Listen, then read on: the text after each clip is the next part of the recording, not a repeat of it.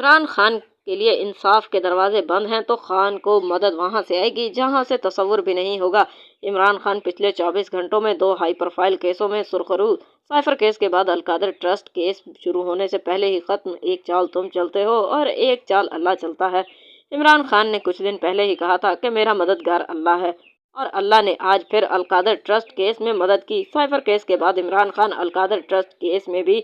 سرخرو ہو گئے، بلکہ یہ کیس تو شروع ہونے سے پہلے ہی بڑھ گیا۔ حکومت نے انتہائی بددیانتی سے کام لیتے ہوئے عمران خان پر القادر یونیورسٹی کا کیس بنایا تھا، مگر متحدہ عرب امارات کے بینک کے جواب کے بعد یہ کیس شروع ہونے سے پہلے ہی ختم ہو گیا، کیونکہ سپریم کورٹ نے عرب امارات کے بینک سے جواب منگوایا تھا جسے سپریم کورٹ میں داخل کرا دیا گیا۔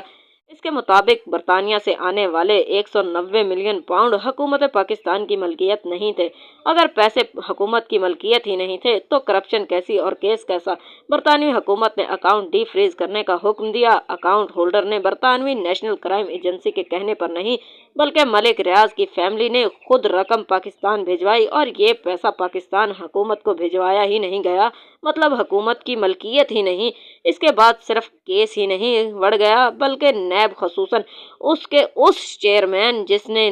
9 مئی کو عمران خان کے غیر آئینی اور غیر قانونی گرفتاری کا حکم دیا تھا، جسے سپریم کورٹ نے کالعدم قرار دیا تھا، اس کا وہ گھناؤنا کردار بھی ایک مرتبہ پھر سے سامنے آیا کہ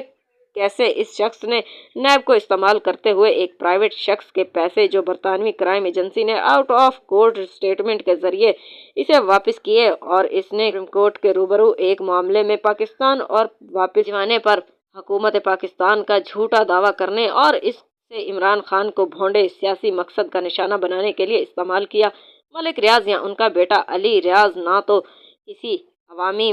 عہدے پر تھے اور نہ ہی سرکاری افسر تھے، اور نہ ہی پیسہ سرکار کا تھا، یہ ان کا ذاتی پیسہ تھا جو برطانوی قانون کے مطابق غلط طریقے سے برطانیہ پہنچا، اور اسی قانون کے ذریعے اسے وہیں واپس لوٹتا تھا جہاں سے یہ آیا تھا، یعنی پاکستان واپس آنا تھا، اور عمران خان نے وہی لوٹا ہوا پیسہ منگوایا اور یونیورسٹی میں لگا دیا۔ اگرچہ یہ حکومت پاکستان کا پیسہ ہوتا تو این سی او اور علی ریاض ملک کے مابین آؤٹ آف کورٹ سٹیٹمنٹ کے نتیجے میں پاکستان نہ آتا، بلکہ